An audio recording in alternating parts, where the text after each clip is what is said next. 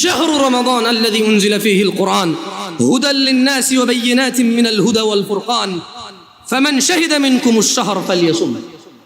আল্লাহ সুবহানাহু ওয়া তাআলা বলেছেন রমাদান মাস কোরআনুল কারীম অবতীর্ণর মাস, যা সুস্পষ্ট হিদায়েত, মানুষকে হিদায়েতের দিশা দেখায়, এবং ওয়াল ফুরকান সত্য মিথ্যার পার্থক্যকারী হচ্ছে এই কোরআনুল কারীম, যা রমাদান মাসে নাযিল করেছে। ফামান শাহিদা মিনকুম, আল্লাহর আদেশ হচ্ছে তোমাদের মধ্যে যেই ব্যক্তি রমাদান মাস পাবে, মানে তুমি বেঁচে আসো আর রমাদান মাস আসছে, ফালইয়াসুম, সে সিয়াম পালন করবে।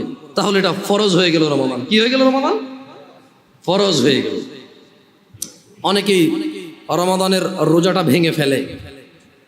এইটা আমাদের দেশ গ্রামে এখন চালু হয়েছে, মনে আছে এখনো 2016 সাল 15 সাল বা 16 সাল এরকমই বাংলাদেশে তখন মাত্র আসলাম, 14 সাল জুন মাসে আসছিলাম বাংলাদেশে প্রথম। তো এই মসজিদের একজন খাদেম, এই জামিয়া আল আকসার খাদেম বলতে পারি, আল্লাহ কবুল করুক আমাদের সবাইকে, যারা আমরা সালাত আদায় করতে আসে এবং যারা ব্যবস্থা করে দিয়েছে এখানে, সবাইকে আল্লাহ কবুল করুক। তো আবু আলী বলি, আমি সেলিম ভাই বলি। তো উনি আমাকে বললো, জামশেদ ভাই আমি আসতেছি বাংলাদেশে, আপনি আসেন, আমাকে রিসিভ করবেন। তা আমি তখন অত ভালো বুঝি না, পরিচিত একজন ছিল চালক, ওনাকে নিয়ে গেলাম। তো এয়ারপোর্ট যাচ্ছিলাম, ওই যে ঢাকা স্টাফ কোয়ার্টার রুট দিয়ে ঢুকলো, বনশ্রী হয়ে যাবে। তখন আমি এগুলোর নাম জানতাম না, এখন জানি টুকটাক।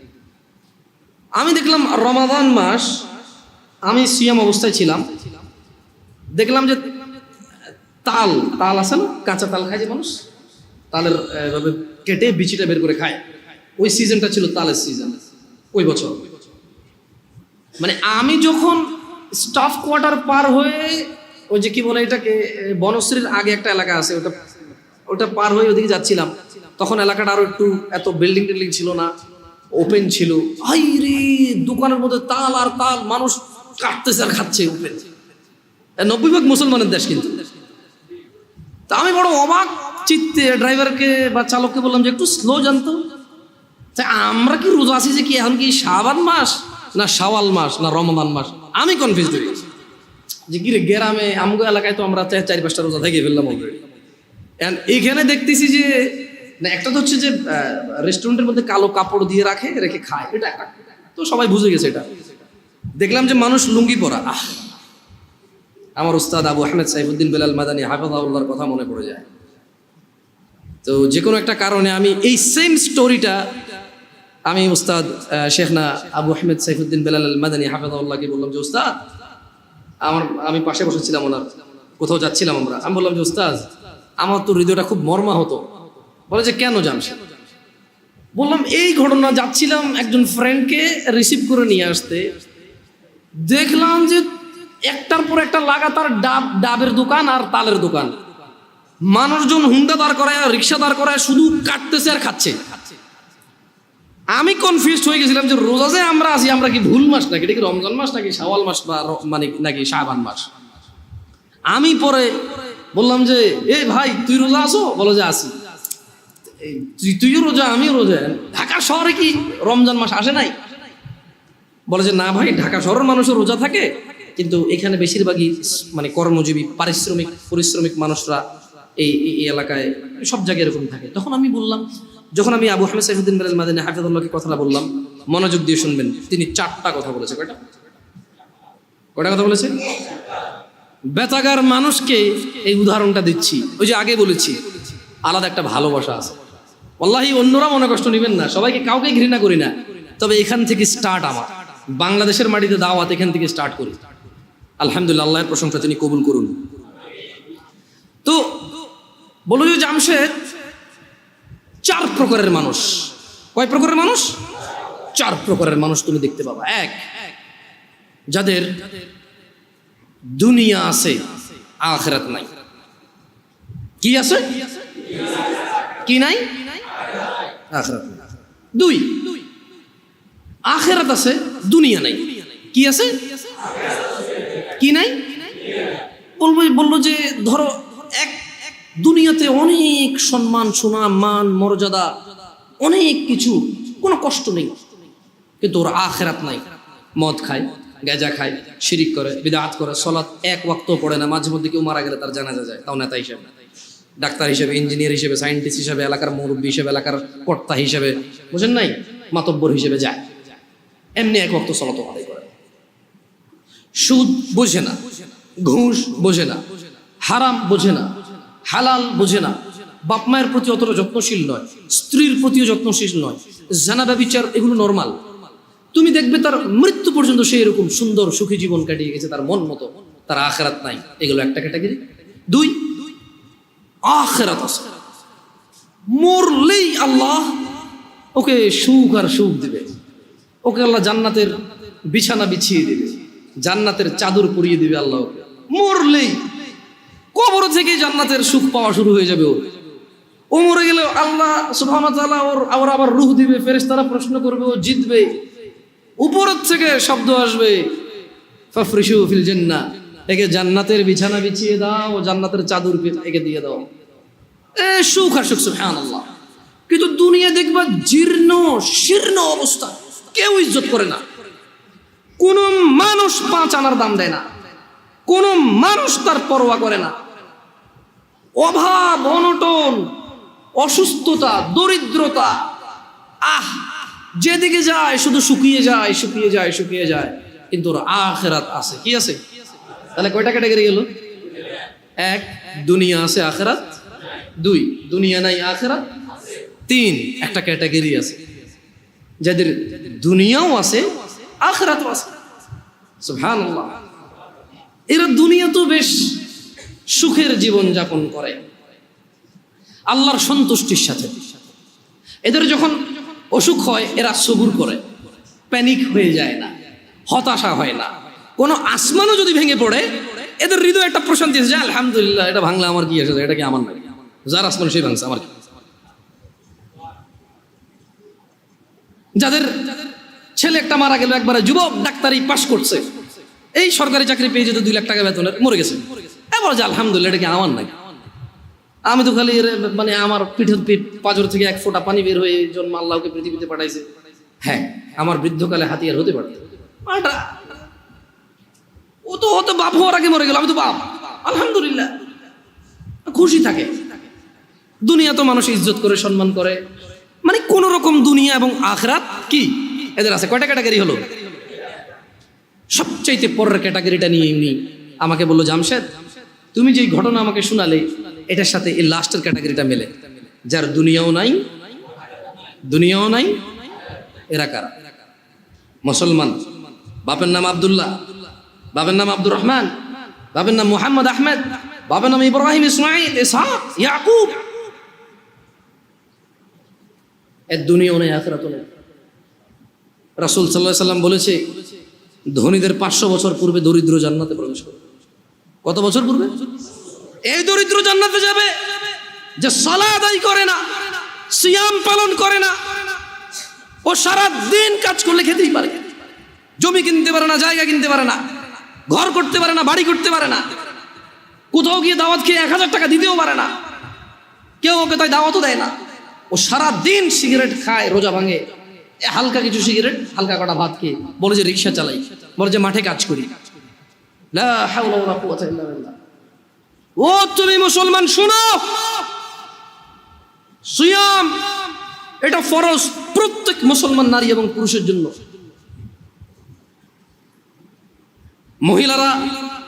মহিলারা তাদের বিশেষ কিছু কারণে তারা রোজা থাকবে না, পরে আবার কাজা করে নিতে হবে, এ পূরণ করে দিতে হবে। জেনে নাও বেতাকাবাসী, জেনে নাও আমার ভাইয়েরা, যেই রোজাকে তুমি ভাঙছো রমাদান মাসের, তুমি জেনে নাও এটা সাধারণ কিছু না। রাসূল সাল্লাল্লাহু আলাইহি সাল্লাম বলেছে, একটা রমজানের রোজা যে ভাঙলো ইচ্ছা করে, কোনো কারণ ছাড়া, এই লোক রমজানের পরে লাগাতার না, থেমে থেমে না, লাগাতার একটার বদলে 2 মাস রোজা পালন করতে হবে। ভাবা যায় এটা কি? তুমি একটু ভাবো, রমজান মাসের একটা রোজা ভাঙলে রমজানের পরে একটার বদলে কাফারা হচ্ছে লাগাতার 2 মাস সিয়াম। এরপরে এটা গেল জরিমানা, এটা গেল কি? এটা গেল জরিমানা। এরপরেও তোমার মাপ চেয়ে নিতে হবে রোজা যে ভাঙছো বিনা কারণ। তাওবা ইস্তিগফার, আল্লাহর কাছে ক্ষমা চেয়ে নিতে হবে রোজা ভাঙার কারণে। মানে একটা রোজা ভাঙার কারণে 2 মাস রোজা থাকলেও যথেষ্ট। কি বাকি আছে? মাপ চেয়ে নিতে হবে। এবার মাপ পাইছো না পাইছো ওটা কে জানে। একটু ক্লোজ হয়ে বসবেন নাকি, মানুষজন বসতে পারছে না, পরে না হয় নামাজের একটা ব্যবস্থা হয়ে যাবে। আবুল আঙ্কেল আসেন, বাইরে ওই কার্পেট টার্পেট থাকলে একটু কিছু বিছিয়ে দেন। আবুল আসেন, দেখো বাইরে কার্পেট টার্পেট থাকলে একটু বিছিয়ে দেওয়ার ব্যবস্থা করো। তাহলে যেই রোজা আমরা ভাঙি, এটার একটার বদলে কাফারা কত মাস রোজা? এটা কি মানে ভাঙে ভেঙে রাখা যাবে নাকি লাগাতার? আল্লাহু আকবার। শোনো শোনো বেতাকাবাসী, আমার ভাইয়েরা, যারা তোমরা ঈমান এনেছো রবের প্রতি, রব তোমাদের বলছে ইয়া আইয়ুহাল্লাযীনা আমানু কুতিবা আলাইকুমুস সিয়ামু কামা কুতিবা আলাল্লাযীনা মিন ক্বাবলিকুম লাআল্লাকুম তাত্তাকুন। বেতাকাবাসী, তোমরা যারা আল্লাহর প্রতি ঈমান এনেছো, যারা তোমরা ঈমান এনেছো শেষ দিবসের প্রতি, যারা তোমরা জানো এই পৃথিবী চিরস্থায়ী নয়, মৃত্যুর পর সাক্ষাৎ করবে তোমরা পৃথিবীর প্রতিপালক মানুষের স্রষ্টার সাথে, যিনি আমাদের সব কর্মকাণ্ডের হিসেব রক্ষা করছেন এবং সেই হিসেবের সম্মুখীন আমরা হতে হবে। তিনি বলছেন, হে তোমরা যারা ঈমান এনেছো, কুতিবা আলাইকুমুস সিয়াম, তোমাদের উপর রোজাকে ফরজ করা হয়েছে, তোমাদের উপর রোজাকে অনিবার্য করা হয়েছে, তোমাদের উপর রোজাকে করতেই হবে বলে করা হয়েছে। কেউ এটা থেকে পার পাবে না। কামা কুতিবা আলাল্লাযীনা মিন ক্বাবলিকুম, ও মুহাম্মদের উম্মতরা সাল্লাল্লাহু আলাইহি ওয়াসাল্লাম, তোমরা যারা ঈমান এনেছো আল্লাহর প্রতি, জেনে রাখো তোমাদের উপর রমাদানকে ফরজ করা হলো যেমন তোমাদের পূর্ববর্তী, তোমাদের আগে যে নবী রাসূল এসেছে, তোমাদের আগে যে উম্মতরা ছিল, ওদের উপরও যেমন রোজা ফরজ ছিল, ঠিক তোমাদের উপরও তেমন রোজা ফরজ। কেন এই রোজা ফরজ করে আল্লাহ বলছে যে আল্লাহ নাকি এটা দয়া করেছে। তোমরা কি আল্লাহ দয়া নিতে চাও না? নিতে চাও? তবে শোনো, তোমাদের রব বলছে কামা কুতিবা আলাল্লাযীনা মিন ক্বাবলিকুম, যেমনটা রোজা ফরজ ছিল তোমাদের পূর্ববর্তীদের উপরে, তো রোজা থাকলে কি হবে?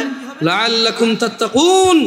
আল্লাহ বলছে এই রোজাকে আমি তোমাদের জন্য বাধ্য করেছি, তোমরা এটাকে থেকে দেখো, তোমরা এটা পালন করে দেখো, একটা মাস তোমরা রোজা রেখে দেখো, দেখো তোমাদের আল্লাহ ভীরুতা বাড়বে, দেখবে তোমাদের আল্লাহর সাথে সম্পর্ক ভালো হবে, দেখবে তোমাদের আল্লাহর সাথে পরিচয় হবে, দেখবে তোমাদের আল্লাহর পরিচিতি বাড়বে, দেখবে তোমাদের আল্লাহর প্রতি সন্তুষ্টি বাড়বে, দেখবে তোমাদের পৃথিবীর মূল্য তোমরা বুঝবে, দেখবে তোমরা পৃথিবী থেকে বিদায় নেওয়ার পরে কোথায় তোমরা যাবে তার মূল্যায়ন তোমরা করতে পারবে। একটা মাস রোজা রেখে দেখো।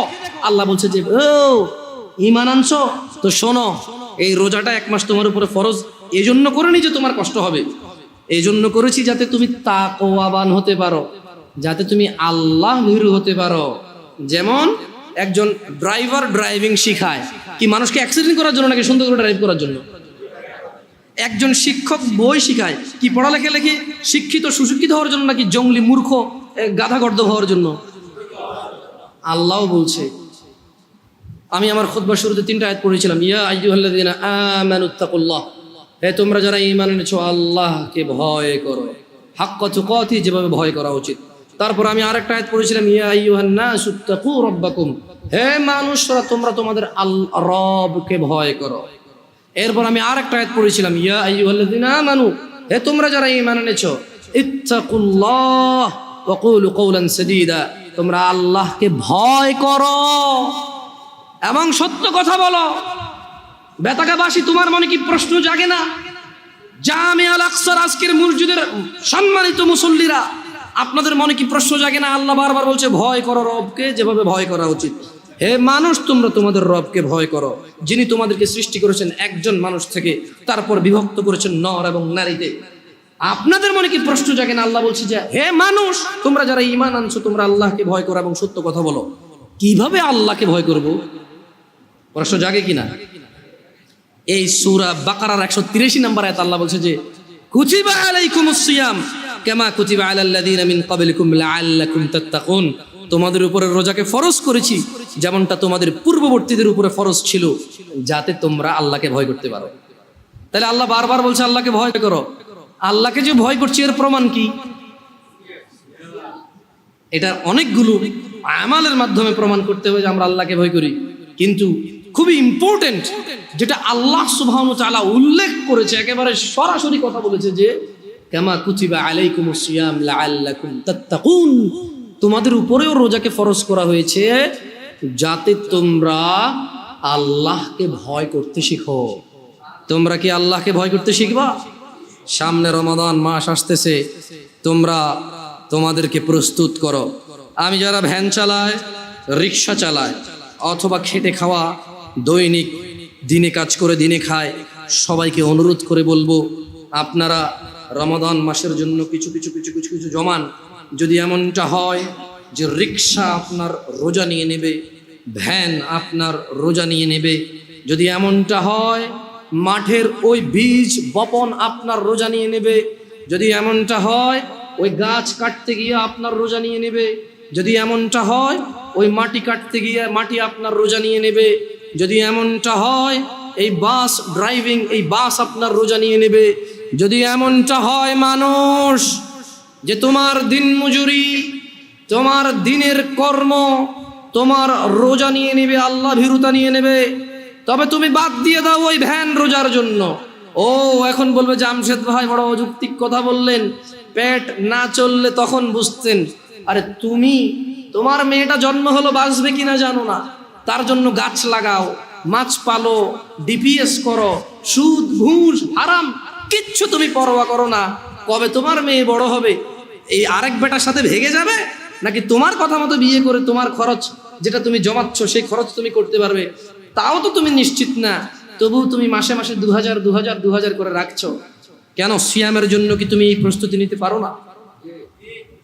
ও ভাই, তুমি যদি দিনের বেলা রিক্সা না চালাও, দেখবা যে সব লোক রাতে সন্ধ্যায় বের হচ্ছে। ভাই, তোমার দোকান খোলাতে যদি রোজা নষ্ট হয়ে যায়, দেখবা তুমি যখন দোকান দিনে খুলবা না তখন রাতেই তোমার বিক্রি হচ্ছে।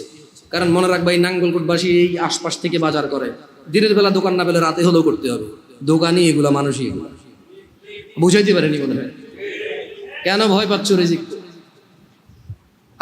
মানুষ। عن ابن عمر رضي الله عنهما قال, ابن عمر رضي الله عنهما থেকে বর্ণিত, তিনি বলেন قال رسول الله صلى الله عليه وسلم, রাসূলুল্লাহ সাল্লাল্লাহু আলাইহি ওয়াসাল্লাম বলেছেন বুনিয়াল ইসলামু আলা খামস, ইসলামের স্তম্ভ 5টি। তো কি? শাহাদাতি আল্লা ইলাহা ইল্লাল্লাহ ওয়া আন্না মুহাম্মাদার রাসূলুল্লাহ। এই ইসলাম, পুরো ইসলামটা এই 5টা খুঁটির উপরে আছে। এই 5টা খুঁটির উপরে আছে, এরকম 5টা খুঁটির উপরে। এই বুনিয়াল ইসলাম আলা খামস, এই 5টা স্তম্ভের উপরে ইসলাম। তোমার যত আমাল, তোমার যত সৎকর্ম, তোমার যত নেকির পুণ্য কাজ, সবকিছু এই 5টা আমালের মধ্যে আছে। এই 5টা খুঁটির মধ্যে আছে তোমার সমস্ত আমাল, ভালো অথবা মন্দ। ইসলামটাই টিকে আছে 5টা খুঁটির মধ্যে। বুনিয়াল ইসলাম আলা খামস, 5টা স্তম্ভের মধ্যে ইসলামটা আছে। ইসলামের স্তম্ভই হচ্ছে 5টা। তো 1 নাম্বার স্তম্ভ কি? 5টি স্তম্ভের মধ্যে একটি স্তম্ভ হচ্ছে আল্লাহকে সাক্ষ্য দেওয়া যে তিনি ছাড়া কোনো মাবুদ, ইবাদত যোগ্য, উপাস্য যোগ্য, পরোয়া যোগ্য, ভয় যোগ্য দিতে পারে এমন কেউ তিনি ছাড়া নেই। তিনি ওয়াহাব, তিনি রহমান রহিম, ওয়াদুদ, গফুর, করিম, তিনি সত্তার, জব্বার, তিনি কাহার, তিনি বিচার দিবসের মালিক, তিনি পৃথিবীর মালিক, তিনি আসমান ও জমিনের মালিক। লা ইলাহা ইল্লাল্লাহ, কোনো ইলাহ নেই, কোনো মাবুদ নেই, কোনো হকদার নেই আল্লাহ ছাড়া ইবাদতের, এইরকম সাক্ষ্য দেওয়া এবং তার সঙ্গে সাক্ষ্য দেওয়া যে মুহাম্মদ ইবনে আব্দুল্লাহ সাল্লাল্লাহু আলাইহি ওয়াসাল্লাম, আব্দুল্লাহর পুত্র মুহাম্মদ সাল্লাল্লাহু আলাইহি ওয়াসাল্লাম, আমেনার পুত্র মুহাম্মদ সাল্লাল্লাহু আলাইহি ওয়াসাল্লাম আল্লাহর প্রেরিত বান্দা এবং রাসূল। এই সাক্ষ্য যে দিল, সেই ইসলামের একটা স্তম্ভকে দাঁড় করালো নিজের জন্য। ওয়া ইকামিস সালাহ, এবং সালাত প্রতিষ্ঠা করা। সালাত হচ্ছে ইসলামের আরেকটি স্তম্ভ। ওয়া ইতাইজ যাকাত, এবং যাকাত প্রদান করা, যাকাত আদায় করা, যাকাত দেওয়া ইসলামের আরেকটি স্তম্ভ। ওয়াল হজ, এবং সামর্থ্যবান হজ করবে, সামর্থ্যবান যাকাত দেবে। ওয়া সাওমি রমাদান, ইয়া নাস, মানুষ ইসলামের স্তম্ভ 5টি। এই 5টি স্তম্ভের মধ্যে অন্যতম একটি স্তম্ভ হচ্ছে ওয়া সাওমি রমাদান, রমজান মাসে সিয়াম পালন করা, তাহলে যে রমাদান মাসে সিয়াম পালন করে না তার ইসলাম যে 5টি স্তম্ভের উপরে টিকে আছে এটা পড়ে গেল। 5 তলা বিল্ডিং, আরে 5 তলা বাদ দেন, 2 তলা বিল্ডিং। আচ্ছা এই মসজিদটা কোনো তালা আছে এখন? উপরে কি উঠছে? এটা যদি পিলার এখন যদি বুলডোজার দিয়ে ভেঙে দেওয়া হয়, এখানে এটার ভিতরে কেউ এসে বসবে এখন নামাজ পড়তে? পিলার কিন্তু 16-17টার উপরে আছে, জায়গা 18টা আছে মনে হয়, আরো বেশি হইতে পারে, আমি জানি না। যে স্পেস সেই স্পেস আরো বেশি হইতে পারে পিলার। এতগুলো পিলারের মধ্যে একটা পিলার যদি মানে কেউ যদি বলে যে হ্যাঁ ভাঙ, পিলারটা ভাঙ, ধর এটা ভাঙ, বসবেন না এখানে? আরে ভাই 20, 22টা 17, 18 পিলারের মধ্যে একটা পিলার ভাঙে গেলে বসবেন না? ভাঙিয়া পড়বে না? মাত্র 5টা পিলার ইসলামের। কয়টা? নামাজ একটা পিলার, যেটা অধিকাংশ মানুষের ভেঙে ফেলছে নাই। রমাদান এভাবে যে মানুষ ভাঙে, আমি ঢাকা শহর না গেলে আমি জানতাম। ওই যে তাল খাওয়া না দেখলে, ওয়াল্লাহ আল্লাহর কসম, আমি সৌদি আরবে ছিলাম, মানুষ যেভাবে জনসম্মুখে মুসলমান দাঁড়িয়ে আছে মুখে, আবার তারাবিও পড়ে, চেষ্টা করে মাঝে মধ্যে তারাবি পড়তে, 2 রাকাত 4 রাকাত যা পারে পড়ে। মানুষ যেভাবে সিয়াম মানে তার ইসলামের স্তম্ভটাকে সে নিজে যে ইসলামের উপরে টিকে আছে, সেই ইসলামের স্তম্ভকে যে তার জন্য নিজের জন্য যেভাবে ভেঙে ফেলে এবং সে স্টিল দাঁড়ায় থাকে, মনে করে হ্যাঁ আরে মরে গেলে কোরআন খতম করে দেবে, শেষ জান্নাত। এখানে মানুষ কোরআন পড়ে না, খতম করে। শোনো বেতাগা জামে আল আকসার মুসল্লিরা, যারা তোমরা আজকে দূর দূরান্ত থেকে এসেছো, তোমরা জেনে রাখো, আন জাবির রাদিয়াল্লাহু আনহু, জাবির রাদিয়াল্লাহু আনহু থেকে বর্ণিত, তিনি বলেন আন্না রাজুলান সাআলা রাসূলুল্লাহ সাল্লাল্লাহু আলাইহি ওয়াসাল্লাম ফাকাল, একজন ব্যক্তি রাসূল সাল্লাল্লাহু আলাইহি ওয়াসাল্লামের কাছে জিজ্ঞাসা করে বলল, আরাআইতা ইযা সাল্লাইতু আস-সালাওয়াতিল মাকতুবাত ওয়া সুমতু রমাদান, বলল যে আমি যদি শুধু ফরজ নামাজ পড়ি। একজন লোক রাসূল সাল্লাল্লাহু আলাইহি ওয়াসাল্লামের কাছে এসে বলল যে ইয়া রাসূলুল্লাহ, আমি যদি শুধু ফরজ নামাজ, মানে ওই যে খুঁটি, ফরজ নামাজ হচ্ছে কি স্তম্ভ, ফরজ নামাজ কি? এই লোকটা বলছে যে আমি দিনে শুধু 17 রাকাত নামাজ পড়বো। সে ভিতির পড়বে এমনটা বলেনি, নফল এগুলা বললে আপনারাও কি ছেড়ে দিবেন নাকি ভিতির নফল? আমি মনে হয় নফল আর ভিতির ছেড়ে দেওয়ার জন্য বলতেছি, ঠিক না? বহুত খারাপ এই হুজুর, ঠিক না? এই যে ইউটিউব আমার লিখবে তো কি খারাপ হুজুর। আমি ভাই হ্যালো, এটা বেনামাজিদেরকে বলতেছি, যারা নামাজ পড়ে না, তাদের নামাজটা তাদেরকে পরিচয় করাই দিচ্ছি। আর ও যখন 17 রাকাত নামাজ পড়বে, ও নিজেই উইতির পড়বে, সুন্নাহ পড়বে, নফল পড়বে, আলহামদুলিল্লাহ। ওর যখন ভালোবাসা চলে আসবে নামাজের সাথে, ও নিজেই এই হুট করে অজু করে 2 রাকাত নামাজ এমনিতেই পড়বে ইনশাআল্লাহ। কারণ নামাজটাকে ভালোবাসলে ও উদ্বিগ্ন হয়ে যাবে যে জোহর শেষ হয়ে গেলে আসর কখন আসবে। ওর পীড়া যন্ত্রণা শুরু হয়ে যাবে, আসর হয়ে গেল, কি রে 5:30 বাজে আজান দে না, কি রে আজান আজকে কয়টা বাজে রে, 3 মিনিট পেয়ে। আমি দেখছি এরকম মানুষ, আপনারা দেখছেন কি না? মানে হাঁটতেছি বলো যে কি রে 5:30 বাজে আজান দেয় নাকি দিয়ে দিছে। আমরা ওই ঘুরতে গেলাম আর কি, আমাদের এদিকে এলাকায়, যাক নাম বললাম না, আছে এখানে মসজিদে উপস্থিত আছে মাশাআল্লাহ। তো বলো যে আমার সাথে আজান তো দিয়ে দিছে মনে হয়, এদিকে কোনো আজান শোনা যায় না। আমরা ওই যে একটা খাল বিল কিছু একটা পাড়ে ছিলাম আর কি, একটু জনমানবের বসতির একটু বাহিরেই। তো আমার বললো যে না ভাই 5:30 বাজে গেছে, আজান দিয়ে দিছে না। বললাম ভাই মোবাইলে আজান দিবে, বলেছে একটু দেখেন তো আপনার টাইম ঠিক আছে কিনা, মোবাইল ঠিক আছে। আমি দেখেছি ওর উদ্বিগ্নতা সলাতের জন্য। একসাথে আসর আদায় করেছিলাম, আমরা 3-4 জন ছিলাম। এই 3-4 জনের মধ্যে একজন পেরেশান হয়ে গেছে, 5:30 বাজে গেছে, মাগরিব আজান দেয়নি এখন। দিন ছোট ছিল, 5:20-25 যখন আজান হয় তখন। তো শোনো ব্যথাকার মানুষ, রাসূল সাল্লাল্লাহু আলাইহি ওয়াসাল্লামের কাছে একজন ব্যক্তি এসে বলল, ইয়া রাসূলুল্লাহ, আমি যদি শুধু দিনে 17 রাকাত ফরজ সালাত আদায় করি এবং রমজান মাসে রোজা রাখি, ওয়া আহলালতুল হালাল ওয়া হারামতুল হারাম, এবং হালালকে হালাল হিসেবে, হারামকে হারাম হিসেবে মেনে চলি, ওয়ালাম আযিদ আলা যালিকা শাইআ আদখুলুল জান্নাহ। একজন লোক কার কাছে এসেছে? মুস্তাফা সাল্লাল্লাহু আলাইহি ওয়াসাল্লামের কাছে এসে বলল, ইয়া রাসূলুল্লাহ, আমি যদি দিনে শুধু 17 রাকাত নামাজ, ব্যাস, ফজর 2, জোহর 4, আসর 4, মাগরিব 3, ইশা 4, ব্যাস, কম না বেশিও না।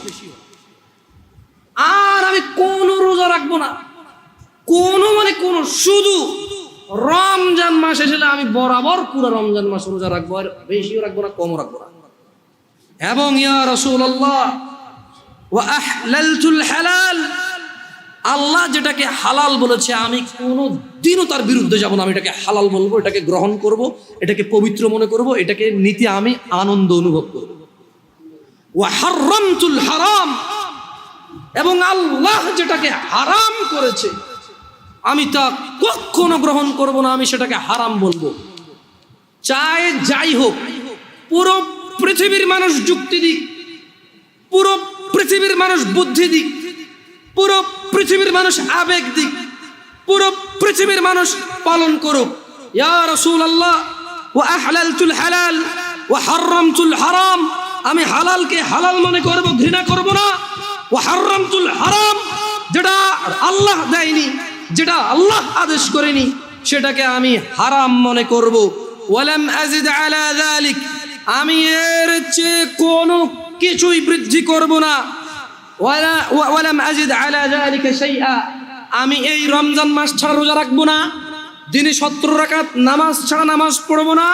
আল্লাহ যেটাকে হালাল বলছে তাকেই হালাল বলবো, আল্লাহ যেটাকে হারাম বলছে তাকেই হারাম বলবো, এবং এর বেশি কিছু আমি করব না।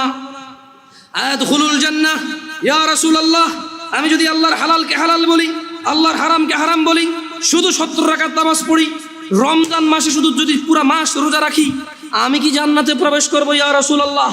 قال محمد بن عبد الله صلى الله عليه وسلم رحمة للعالمين إمام الأنبياء إمام المرسلين صلى الله عليه وسلم, তিনি বললেন নাম, হ্যাঁ।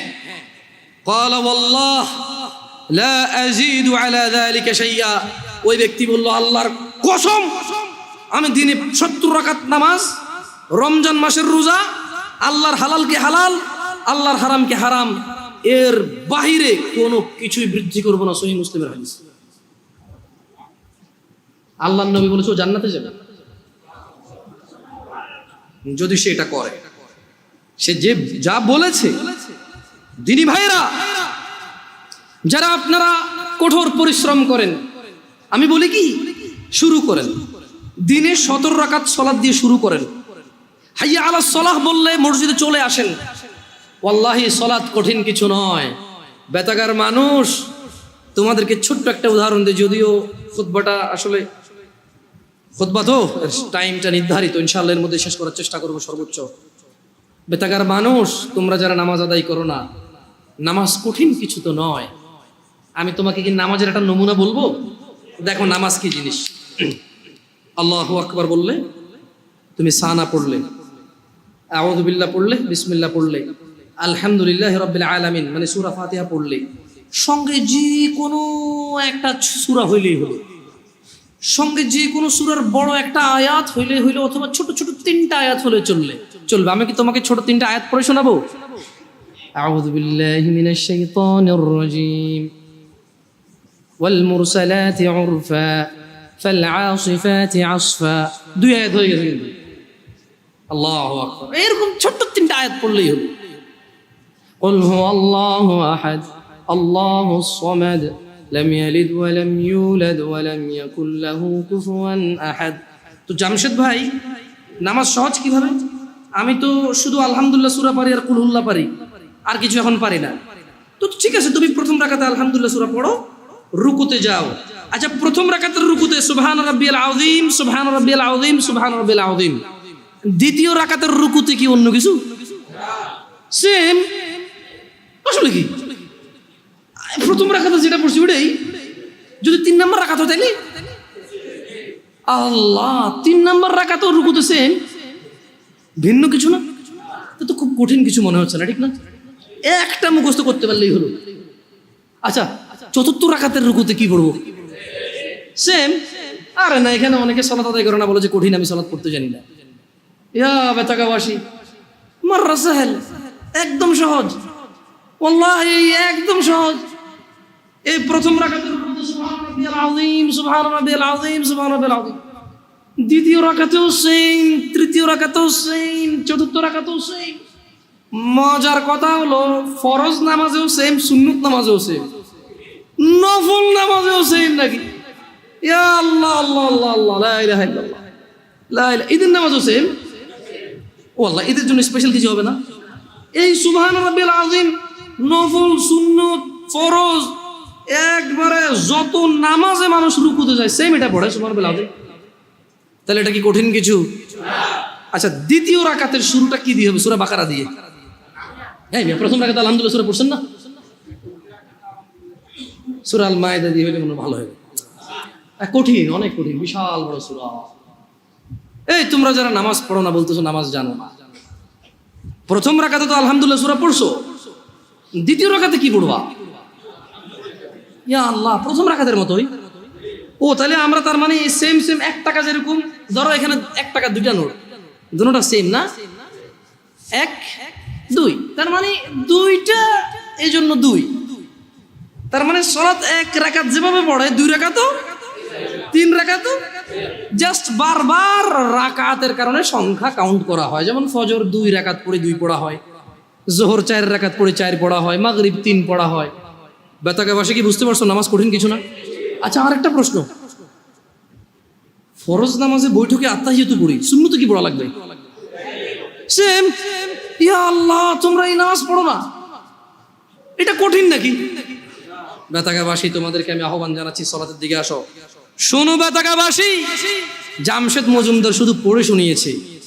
হাদিস জাবির রাদিয়াল্লাহু আনহু থেকে বর্ণিত, সহিহুল মুসলিমে উল্লেখিত হাদিস।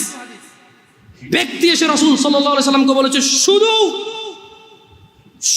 17 রাকাত নামাজ পড়বো, বাস। রমজান মাস আসলে রোজা রাখবার, কোন রোজা রাখবো না দুনিয়াতে, যা রোজা আছে। ইয়া রাসূলুল্লাহ, আল্লাহ যেটাকে নিষেধ করছে সেটাকে আমি নিষেধ করব, আমি এটা করব না। আল্লাহ যেটাকে হালাল করছে, পুরো পৃথিবীর মানুষ যদি অপছন্দ করে, আমি বলবো এটা সুন্দর, এটা ভালো, এটা করব, বাড়তি কিছু করব না। আমি কি জান্নাতে যাব? তিনি সাল্লাল্লাহু আলাইহি সাল্লাম বলেছেন যে নাম, তুমি জান্নাতে যাবা যদি এমনটা করো। যারা আপনারা অভাবের দোহাই দিয়ে সালাত আদায় করেন না, আপনাদেরকে বলে রাখি, ঈশার নামাজ 15 রাকাত নয়, ঈশার নামাজ মাত্র 4 রাকাত। আমি এই আমার নাঙ্গলকোটে আমার গ্রামে এসে মুরব্বিদেরকে জিজ্ঞেস করেছি, বলেছি যে ঈশার নামাজ 15 রাকাত কিভাবে? বললাম, দাদা ঈশার নামাজ কেমনে 15 রাকাত? ওই বড় সুন্নত সাইড, ফরজ সাইড কত হয়েছে? বললাম 8। কত দর সুন্নত 2 রাকাত কত হয়েছে? বললাম 10। কয় নফল 2 রাকাত 10। বললাম দাদা এটা ধরতে না কাকা, নফল কেন ঈশা ধরো নাই? নফল তো নফল নিজেই নামাজ, এটা ঈশা কেন? কয় তুই তো বেজাল্লা কথা কস, তুই নফল 2 রাকাত। আমি বললাম না দাদা, নফল ঈশা ন, ঈশার নিজে একটা নামাজ, নফল নিজে একটা নামাজ। ঈশা কেমনে 2 রাকাত হয়? নফলের কি সীমা আসেনি? এ ব্যথাগার মানুষ, নফলের কি সীমা আছে? এ আসর মানে মাগরিবের পরে কি ঈশার আগে কি 2 রাকাত নফল ফরজ যাইতো না? ঈশার নামাজের পরে রাত 12টা বাজে কি 2 রাকাত নফল ফরজ যাইতো না? দিনে 10টা বাজে নফল নামাজ ফরজ যাবনি? তো এটার কি টাইম আসেনি?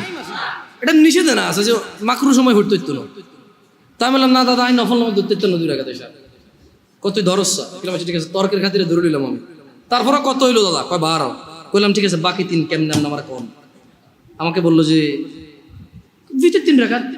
আমি বললাম যে ভিতর তো নিজেই একটা নামাজ, একটুকে নফল করে আনছে, যাক নফলে যেহেতু কোনো টাইম নাই, আপনি ঈশার মধ্যে 2 রাকাত দিচ্ছেন, ঠিক আছে।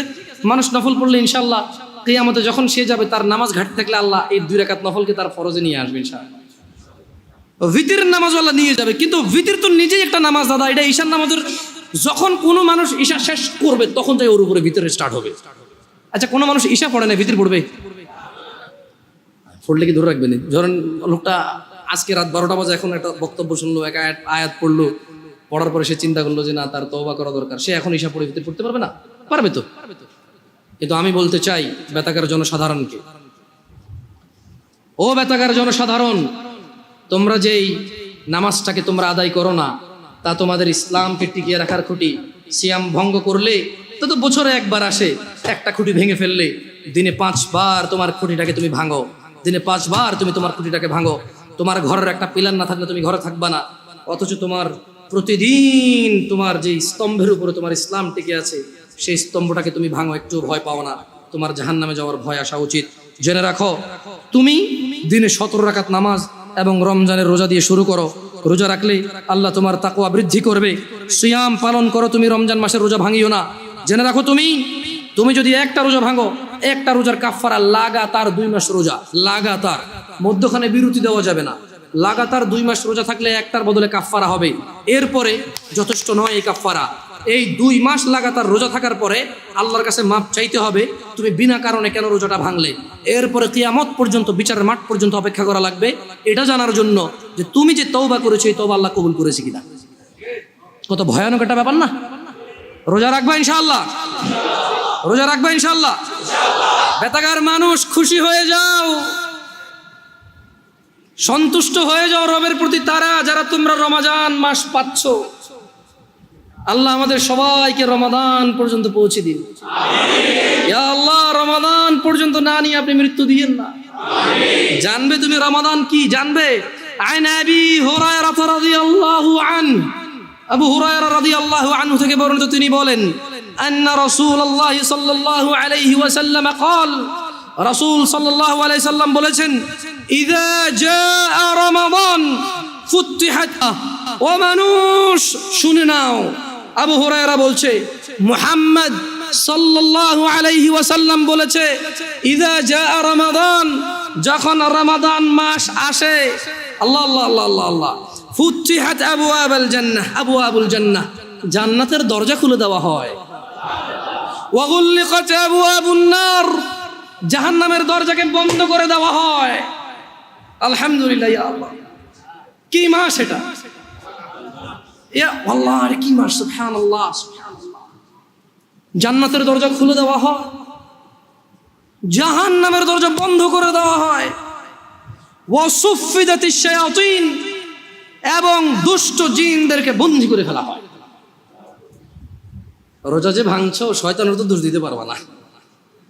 রমজান মাসে যারা নামাজ পড়ো না তারা তো ইবলিশের দোষ দিতে পারবা না। যদিও কিয়ামতে ইবলিশের দোষ দিয়ে পার পাওয়া যাবে না রমজান মাস ছাড়াও, কিন্তু বড় আফসোস যারা রমজানের সিয়াম পালন করে না, 5 ওয়াক্ত সালাত আদায় করে না, জিনা করে, ধূমপান, মদ পান করে, গাঁজা পান করে, যারা রমাদানে জুলুম করে স্ত্রীদের প্রতি, যারা ছেলে সন্তানের প্রতি জুলুম করে, যারা গালাগালি মারামারি করো, তোমরা রমাদানে ইবলিসের তো দোষ দিতে পারবা না। তাহলে মেনে নাও, মিনাল জিন্নাতি ওয়ান নাস, শয়তান 2 রকম, একটা মানুষ শয়তান, একটা জিন শয়তান। এই রমাদান আসলে বোঝা যায় কোনটা মানুষ শয়তান। ইবলিস শয়তান তো দেখা যায় না, মানুষগুলোর দেখা যায়। আল্লাহ মাফ করুন, আল্লাহ আমি তিরস্কার করে বলছি না, দেখা যায়। আল্লাহ ক্ষমা করে হেদায়েত দান করুন আমাদেরকে। শুনে নাও, শুনে নাও বেতাকাবাসী। আন আবি হুরায়রা রাদিয়াল্লাহু আনহু ইয়াকুল, আবু হুরায়রা রাদিয়াল্লাহু আনহু থেকে বর্ণিত, তিনি বলেন, قال রাসূলুল্লাহ সাল্লাল্লাহু আলাইহি ওয়াসাল্লাম قال, রাসূল সাল্লাল্লাহু আলাইহি ওয়াসাল্লাম বলেছেন, কুল্লু আমালি ইবনে আদম লাহু ইল্লা সিয়াম, যত আমল আছে বনি আদমের সব কিছু তার নিজের জন্য, ইল্লা সিয়াম, সিয়াম ব্যতীত, ফাইন্নাহু লি, কেননা সিয়াম আল্লাহর জন্য, ওয়া আনা আজজি বিহি, আল্লাহ বলছে আমি নিজে সিয়ামের প্রতিদান দান করব। তোমার সালাত, তোমার যাকাত, তোমার হজ, তোমার সাদাকা, আল্লাহ সুবহানাহু ওয়া তাআলা বলছে কুল্লু আমালি ইবনে আদম লাহু, সব ভালো কাজ বনি আদমের তার জন্য, ইল্লা সিয়াম, রোজা ছাড়া, ফাইন্নাহু লি, আল্লাহ বলছে যে রোজা হচ্ছে আল্লাহর জন্য, ওয়া আনা আজজি বিহি, এবং আমি মানে আল্লাহ নিজে রোজার প্রতিদান দান করবে, কেউ দিতে পারবে না। তোমরা কেউ মিস করিও না এটাকে। ওয়াসিয়ামুল জুন্নাহ, মনে রাখবে রোজা হচ্ছে ঢাল স্বরূপ। ওয়া ইযা কানা ইয়াউমু সাওমি আহাদিকুম ফালা ইয়ারফুস ওয়ালা ইয়াসখাব, সিয়াম পালনের দিন তোমাদের কেউ যেন অশ্লীলতায় লিপ্ত না হয় এবং ঝগড়া বিবাদ না করে। ফাইন সাব্বাহ আহাদুন আও আও আও আও কাতালাহ ফালইয়াকুল ইন্নী আমরুন সিয়াম, ইন্নী আমরুন সিয়াম। যদি কেউ তাকে গালি দেয়, তোমাদের মধ্যে যদি কাউকে কেউ গালি দেয় অথবা ঝগড়া করে, সে যেন বলে আমি ঝগড়াও করবো না, গালিও দিব না, আমি সিয়াম। কারণ সিয়াম কার জন্য? সব আমল কার জন্য? সব আমল কার জন্য? নিজের জন্য। সিয়াম কার জন্য? সিয়ামের প্রতিদান কে দিবে? আল্লাহ তাআলা দিবে। শোনো দিনী ভাইরা, বলার অনেক কিছু ছিল, আল্লাহ যদি চায় ইনশাল্লাহ বলবো আস্তে ধীরে ধীরে। আশা হবে দেখা হবে, বেঁচে থাকলে, তোমরা বেঁচে থাকলে ইনশাল্লাহ দেখা হবে। এই জামিয়া আল আকসা বেতাগাবাসীকে উদ্ধত আহ্বান জানিয়ে বলছি, জামিয়া আল আকসার সঙ্গ দিবেন। জামিয়া আল আকসা আপনাকে ধন সম্পদ টাকা পয়সা না দিতে পারলেও ইনশাআল্লাহ সহিহ কোরআন ও সুন্নাহর জ্ঞান দিবে। জামিয়া আল আকসা ইনশাআল্লাহ আপনাকে সঠিক দিক নির্দেশনা দিবে। মানলে আপনি কল্যাণকামী হবেন, না মানলে নিজের ক্ষতি নিজে করবেন। জেনে রাখবেন জামিয়া আল আকসায়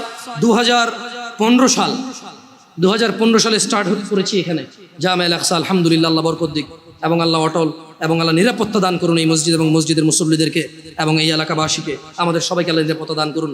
জেনে রাখো বেতাগাবাসী, এই জামিয়া আল আকসা 2015 সাল পর্যন্ত তোমাদের মধ্যে কেউ এখন এরকম বলতে পারবে না যে এমন কোনো আমাল তোমাকে করতে বলেছে যা হাদিসের বিরুদ্ধে এবং কোরআনের বিরুদ্ধে।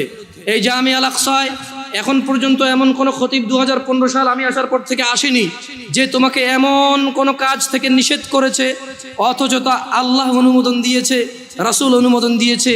এমন কোনো কাজে এখন পর্যন্ত এখানে কোনো খতিব এসে তোমাকে নিষেধ করেনি। বেতাগাবাসী, তোমরা এই মসজিদের সঙ্গে থাকলে হয়তো হালুয়া রুটি পাবা না, খিচুড়ি বিরিয়ানি পাবা না, মিষ্টি জিলাপি পাবা না, তবে ইনশাআল্লাহ একটা একনিষ্ঠ দিন পাবা যা কোরআনের উপরে ভিত্তি করে, যা হাদিসের উপরে ভিত্তি করে। তোমরা এই মসজিদকে আঁকড়ে ধরো। তোমরা অবশ্যই জামিয়া আল আকসার শুক্রবারের জুমার খুতবাটা মিস করিও না। জেনে রাখবে জামিয়া আল আকসা কোনো কিস্সা কাহিনী বলে না।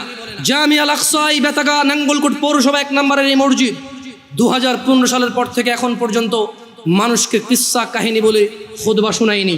চেষ্টা করেছে যত খতিব এসেছে এখানে কোরআনের আয়াত বলে, হাদিস পড়ে তার বঙ্গ অনুবাদ সমসাময়িক বাস্তবিক 2-1টা উদাহরণ দিয়ে ব্যাখ্যা করে তোমাদেরকে বলার চেষ্টা করেছে। হ্যাঁ, এই জামিয়া আল আকসার খুতবা অধিকাংশ সময় তোমাদের ইচ্ছার বিরুদ্ধে গেছে, অধিকাংশ সময় তোমাদের মতের বিরুদ্ধে গেছে। জামিয়া আল আকসার খুতবা অধিকাংশ সময় তোমাদের জ্ঞান যা তোমরা জানতে তার বিরুদ্ধে গেছে। কিন্তু জেনে রাখো, একবারও এটা তুমি বলতে পারবে না যে অমুক সূরার অমুক আয়াতের বিরুদ্ধে গেছে, অমুক হাদিস গ্রন্থের অমুক হাদিসের বিরুদ্ধে গেছে। তোমরা জামিয়া আল আকসাকে ভালোবাসো আল্লাহর জন্য, আল্লাহ তোমাদেরকে ভালোবাসুন। জেনে রাখো রাসূল সাল্লাল্লাহু আলাইহি ওয়াসাল্লাম বলেছে, কুল ইন কুনতুম তুহিব্বুনাল্লাহ, এদেরকে বলে দিন এরা যদি আল্লাহকে ভালোবাসে, ফাত্তাবিউনি, তাহলে যাতে মুহাম্মদ সাল্লাল্লাহু আলাইহি সাল্লামকে এরা যাতে ভালোবাসে, ইউহিব্বুকুমুল্লাহ, যারা মুহাম্মদ সাল্লাল্লাহু আলাইহি সাল্লামের অনুসরণ করবে আল্লাহ তাদেরকে নিজেই ভালোবাসবে। বেতাগাবাসী, তোমরা সন্তুষ্ট হও, আল্লাহর প্রশংসা করো যে তোমাদের মাঝে এমন একটা মসজিদ হয়েছে যে মসজিদে কোনো কিস্সা কাহিনী হয় না, কোরআন এবং হাদিসের আলোচনা হয়। হ্যাঁ, আমি আবারও বলছি, তুমি সন্তুষ্ট হও, তোমার বিরুদ্ধে যায়, তোমার জ্ঞানের বিরুদ্ধে যায়, কিন্তু রবের পক্ষে আসে, রাসূলের পক্ষে আসে, তুমি সন্তুষ্ট হও। তোমার সন্তুষ্টির কারণ হওয়া উচিত। ওয়া আখিরু দাওয়ানা আলহামদুলিল্লাহি রাব্বিল আলামিন। আকুলু কওলি হাযা ওয়াস্তাগফিরু লি ওয়া লিসাইরিল মুমিনিনা ওয়াল মুমিনাত ফাস্তাগফিরুহু ইন্নাহু হুয়াল গফুরুর রহিম। সবাই ইস্তিগফার করেন।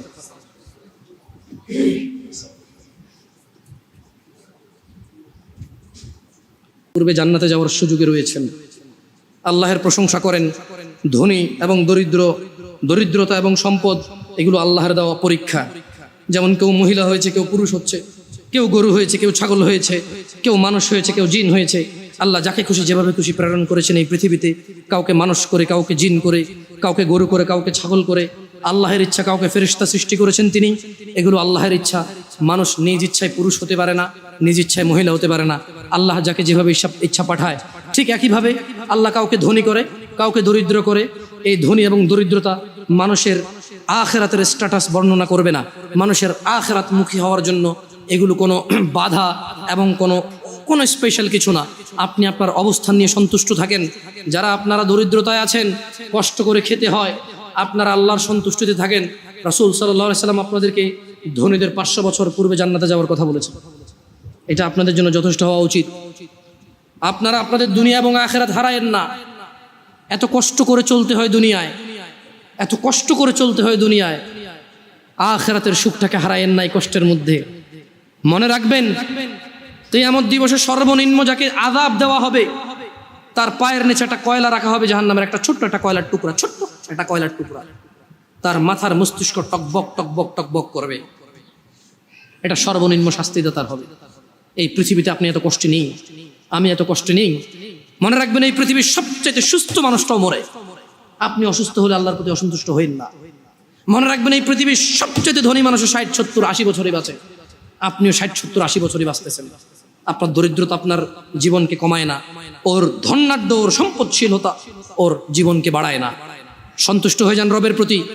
আর আমি আবারও বেতাগাবাসীকে বলি, নিসফে শাবান, যেটাকে আপনারা সবে বরাত বলেন, এখন থেকে 10 বছর পূর্বে এই এলাকায়, আমি পুরো বাংলাদেশের কথা জানি না, এটা নাঙ্গলকোট, কুমিল্লা, আমি এই এলাকার ছেলে, এই এলাকার আমল আমি চিনি। এখন থেকে 12-15 বছর পূর্বে এখানে মানুষকে বাদির বিচি খাওয়ানো হইতো, পুকুরে গোসল করানো হতো আসরের পরে। এই উদ্দেশ্যে বাদির বিচি খেলে ও সাঁতার কাটতে জানবে, ও আর ডুববে না পানিতে। বাদির বিচি খাইছিলেন? ও আল্লাহ, আপনার বয়স তো মাশাআল্লাহ অনেক। আমি পাইছি, আমাদের বাদি গাছ ছিল, আমার মা ছোট ছোট লাল কালারের বিচি আর সবুজ কালারের বিচি।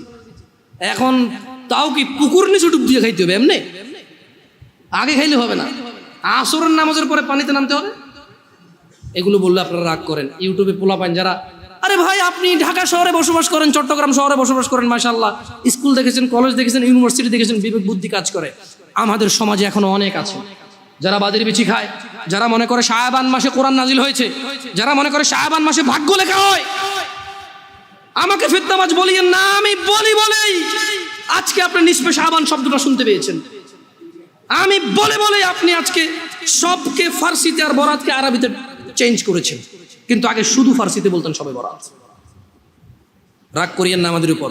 আর রমাদান আসতেছে, মানুষ রমাদান মাস জান্নাতের দরজা খুলে যায়, জাহান্নামের দরজা বন্ধ করে দেওয়া হয়, শয়তানদেরকে বেঁধে ফেলা হয়। মানুষ রমাদান মাসে কোরআন নাজিলের মাস, তোমরা কোরআনুল কারীম শিক্ষার একটা ব্যবস্থা গ্রহণ করো, এই রমাদান মাসকে তোমরা কাজে লাগাও। আমি এই বলে আমার খুতবা শেষ করব ইনশাআল্লাহ তাআলা। إن الله وملائكته يصلون على النبي يا أيها الذين آمنوا صلوا عليه وسلموا تسليما كثيرا اللهم صل على محمد وعلى آل محمد كما صليت على إبراهيم وعلى آل إبراهيم إنك حميد مجيد اللهم بارك على محمد وعلى آل محمد كما باركت على إبراهيم وعلى آل إبراهيم إنك حميد مجيد আল্লাহ সুবহানাহু ওয়া তাআলা আমাদের সবাইকে রমাদানের নেকি অর্জন করার তৌফিক দান করুন। আল্লাহ তাআলা আমাদেরকে রমাদানের পূর্বে যে কয়দিন সময় আছে, রমাদান নিয়ে চিন্তা ভাবনা এবং একটা প্রস্তুতি নেওয়ার সুযোগ দান করুন। তিনি আমাদেরকে তৌফিক দান করুন। রমাদান মাস উপলক্ষে তিনি আমাদের ভিতরে কোরআনুল কারীমকে গেড়ে দিন, তিনি আমাদের কোরআনের জ্ঞান বৃদ্ধি করে দিন, তিনি আমাদের রিজিক বরকত দান করুন, তিনি আমাদের সুস্থ এবং সবল রাখুন, তিনি আমাদের জীবন ধন সম্পদের নিরাপত্তা দান করুন। আল্লাহ, আপনি রমাদান পর্যন্ত আমাদেরকে পৌঁছে দিন। আল্লাহ, আপনি অনেকগুলো রমাদান আমাদের লাইফে, আমাদের নসিবে আপনি তৌফিক দান করুন। ইয়া আল্লাহ, ইয়া আল্লাহ, রমাদান যত কল্যাণ আছে সবগুলো আপনি আমাদেরকে দান করুন। ইয়া আল্লাহ, রমাদানে যত তাকওয়া আছে আপনি আমাদেরকে দান করুন। ইয়া আল্লাহ, রমাদানে মানুষ যতটুকু উপকৃত হওয়া সম্ভব আপনি আমাদেরকে ততটুকু উপকৃত করুন। ইয়া আল্লাহ, আপনি আমাদের জ্ঞান বৃদ্ধি করে দিন, আপনি আমাদের কোরআনুল কারীমের জ্ঞানী তৈরি করুন। ইয়া আল্লাহ, আপনি আমাদের কোরআনুল কারীমের জন্য জিহ্বাকে সহজ করে দিন। আল্লাহ, আমাদের জিহ্বার জড়তা দূর করে দিন। আল্লাহ, আমাদের বক্ষ প্রশস্ত করে দিন। আল্লাহ, আমাদের মৃতদেরকে আপনি ক্ষমা করুন। আল্লাহ, আপনি আমাদের জীবিতদেরকে ক্ষমা করুন।